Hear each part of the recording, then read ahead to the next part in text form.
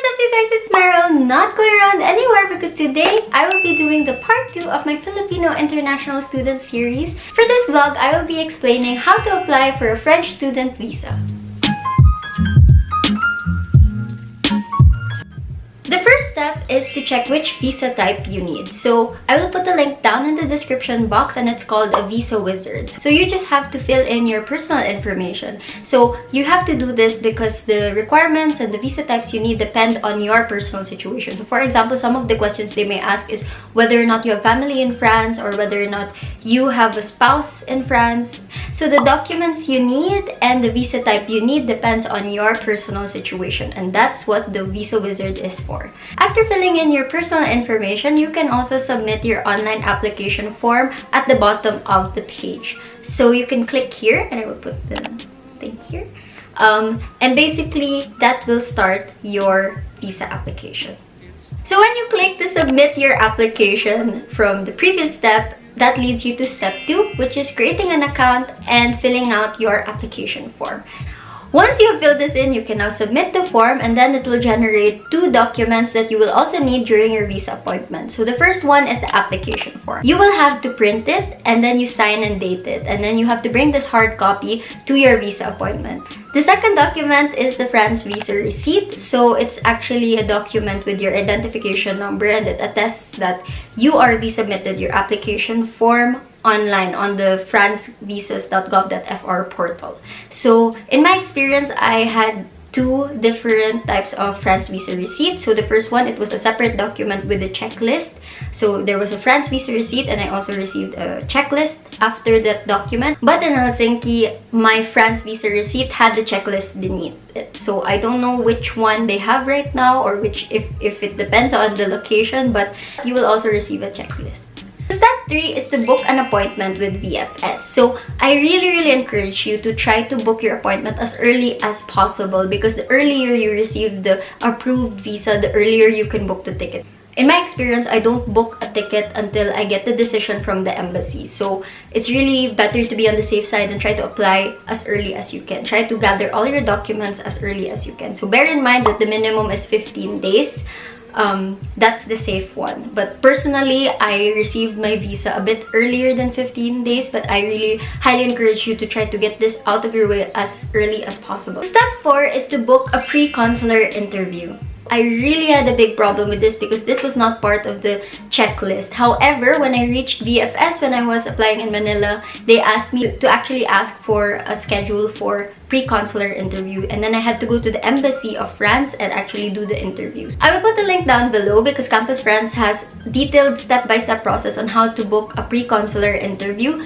In my personal experience, I emailed this email and then I sent my CV and my acceptance letter. So how will you prepare for the interview? I believe that there are no right or wrong answers during the interview. In my personal experience, they were interested with my intent to go to France and my plans after my study. So I just said at that time that I wanted to go back to the Philippines after and try to contribute also to the country, which is not what happened. But essentially, there's no right or wrong answer. Some people even admit to the fact that they have a boyfriend in France, or they plan on working after their graduation. So I think the purpose of the pre-consular interview is to really check whether or not you're ready and you are set, you have complete documents before you go through the visa application process. So during the interview, they will sign a part of your application form. I'm not sure if this is still the process, because from what I've read in the Campus France website, they will now give you a certification that you have completed your pre-consular interview. So make sure that you go through the pre-consular interview before you go to VFS, so you don't go twice to VFS. Step 5 is to finally go to your visa appointment. So now I will be going through each of the requirements one by one. So the first requirement, of course, as I have mentioned, is the application form that's dated and signed. So you just have to bring the hard copy with your original signature to your visa appointment. And you also have to bring the France visa receipt and the checklist on your appointment. Next is the travel document or your passport. So you have to ensure that the expiry date of your passport is 3 months longer than the end date of your visa. So if you're going to get 1-year visa, make sure that the expiry date is 3 months after the end date of your visa. Next is the ID picture. So you need a photograph that's passport size. And actually in the Philippines, I think we take our passport size with the shoulders. In fact, in Europe, they take it a bit like just around the collar area, so it's a bit more zoomed in and focused on your face. Make sure you have au naturel makeup, or you have no makeup to try to be as natural as possible, and try not to do full glam makeup because that doesn't make sense, and try not to smile or at least have a serious face when you're doing this. And of course, you have to show your ears. So I actually hate doing that, but you do have to show your ears. Next is you need to have the pre-consular interview certification. I'm not sure if it's a separate document or still a signature on your application form, but nonetheless, you need to make sure that you have something that testifies that you did complete your pre-consular interview. Next, I actually didn't see this on the current list of requirements, but during my time, I had to do it. So I actually had to submit an OFII form. I will put the link down below so you can download the document. You just have to fill in the top part, and then the embassy will have to to put stamps on a specific part, and then you have to send this to your local prefecture when you get to France. And I will be explaining this on the last step of this video. So make sure that you watch until the end. If you're a Filipino abroad and you're applying for a visa abroad, you need a proof that you are a legal resident of that country. So in my case, in Helsinki, I had to show my European card that I'm a resident of Finland when I applied for my second France visa. The next is you have to show your purpose of stay or purpose of travel. So in our case in the Philippines, we do not have to follow the EEF procedure or the Études en France procedure. However, if you have campus friends where you live, you would have to go through this. I'm not gonna delve on how to do this because I never did this personally. So I'm just gonna put the extra documents you need if you are going through the EEF procedure. However, if you are in the Philippines or in a country that doesn't have campus friends, I'm going to have a list of countries down in the description box so you would be guided. If you're non-EEF procedure, you really do not need all these documents that I've mentioned. You only need an admission or an acceptance letter from the university.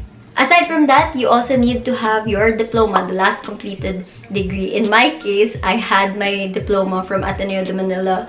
It was in Latin, so I needed an English translation, which I was able to get from the school register. And in the future, actually, if you would like to have employment in France, it would also be nice to actually have a French translation of your bachelor's, just in case you need it, you know.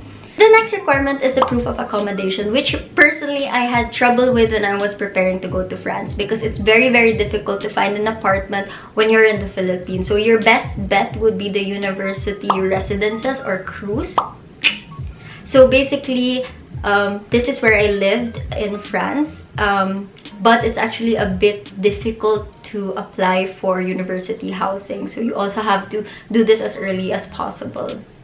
Aside from university residences, another way of having proof of accommodation is to have a host. So, for example, you already have a relative living in that particular city, you can ask them to be the host. And they have to file documents also in their own city hall, and those are the documents that you also have to put in your application. Another option is an explanatory letter. So in my case, I think this is what I did. The university basically said that they have reserved rooms for international students, something as vague as this, but there was no legit address yet in France. I actually went to France without an address, and I lived in a hostel for about 2 weeks before I was able to get the university housing. And the last way is to have a fake booking accommodation for 3 months, okay? It can be a hotel or an Airbnb, but this is something that you can also do. But when you do this, make sure it's cancelable so you don't waste any money.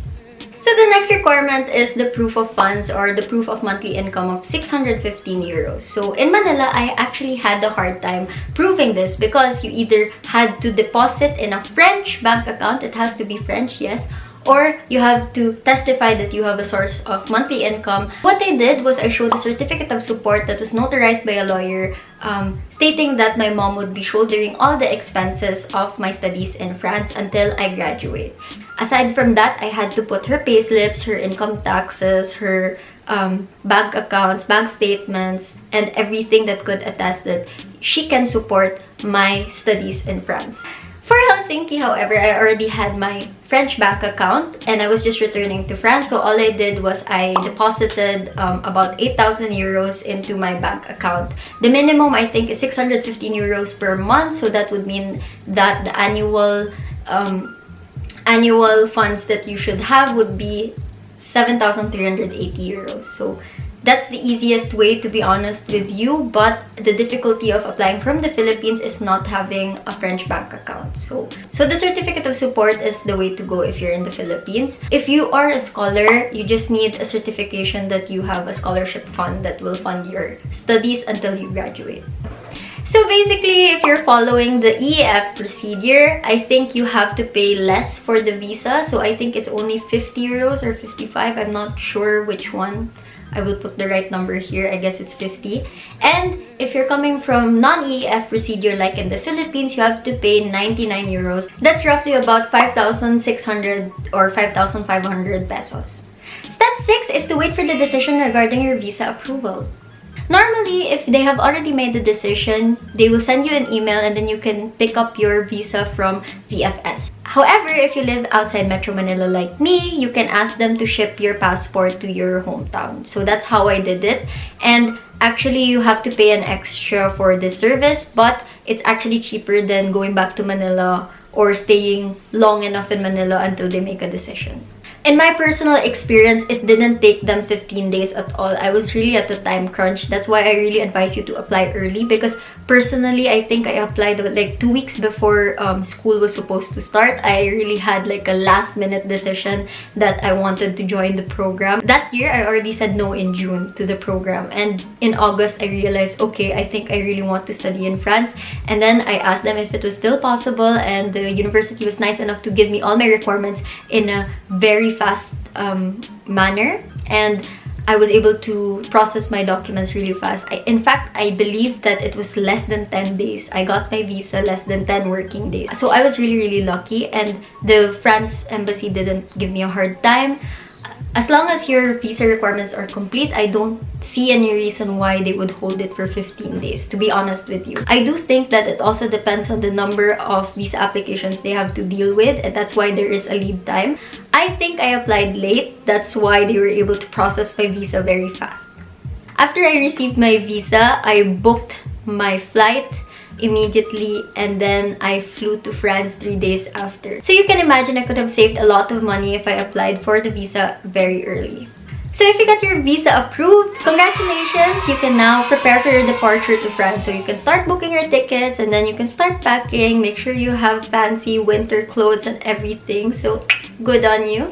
However, if you do get rejected, you can also appeal this. I personally have no experience of getting any visa rejected, but I believe that when you receive the decision, they will give you a step-by-step process on how to appeal. So when your visa is approved, you will get back your passport with the visa, and you will also get back your OFII form. I'm not sure if this is still the process, but during my time, when I arrive in France, I have to submit the OFII form. So this is the last step. When you arrive in France, you have to register in your local prefecture, and you do this by sending your OFII form to the local prefecture. Bear in mind that you have an international office in your university, so you have to ask help from them regarding these matters, because they would know to which address you should go to, or if you can go personally. I think in Paris you can go personally and you receive it the same day. But in general, for small towns, you have to snail mail to a specific address. So that's what I did. To be able to validate your visa, you have to have a vignette. So they will put an extra sticker basically on your passport, and that will validate your visa. And you have to do this within the first 3 months of your arrival in France. So regarding the requirements, you have to send your OFII form, and then you have to send a copy of your passport, an ID photo. So it has to be passport size, like France standards. And aside from that, you also need to show your certification of your housing. So they want to ensure that you actually live somewhere in that prefecture. So you can do this by asking your landlord for an attestation d'habitation, or if you live in the university housing, you can ask this from the front desk. You also need a timbre.